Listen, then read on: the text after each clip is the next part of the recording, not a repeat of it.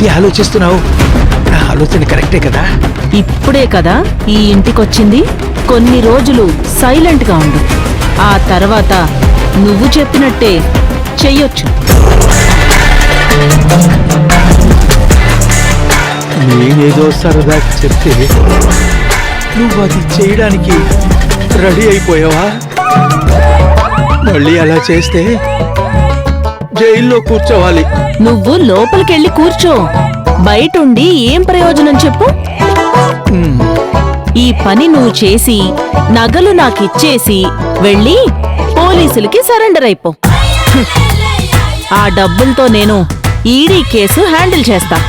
నువ్వు చెప్పే చూస్తుంటే నేనేం చెయ్యకపోయినా నువ్వే అంతా చేసేసి అది నా నెత్తి మీద వేసేలా ఉన్నావు. ఇది మంచి ఐడియానే బాబాయ్. ఊరుకోమ్మా, ఊరుకో. ఏయ్,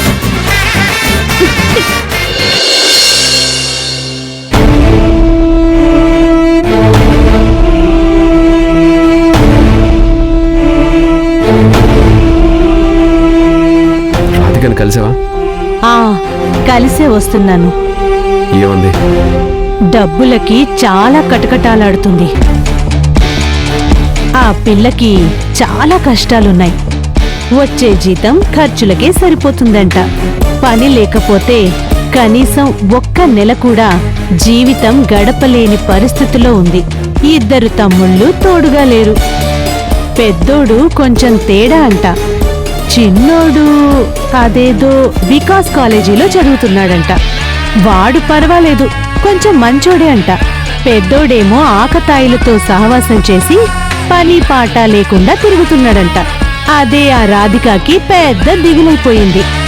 మనం వేటాడే ప్రాణి చాలా బలహీనంగా ఉంది. నేను చూసుకుంటానమ్మా. అదేం చేస్తావో చెయ్యి. నువ్వు చెప్పినట్టు శివగామిని దెబ్బ కొట్టాలంటే రాధికని ఈ ఇంటికి రప్పించు, అంతే. చూడమ్మా, ఆ రాధికని ఎలా రప్పిస్తానో నీకే అర్థం అవుతుంది.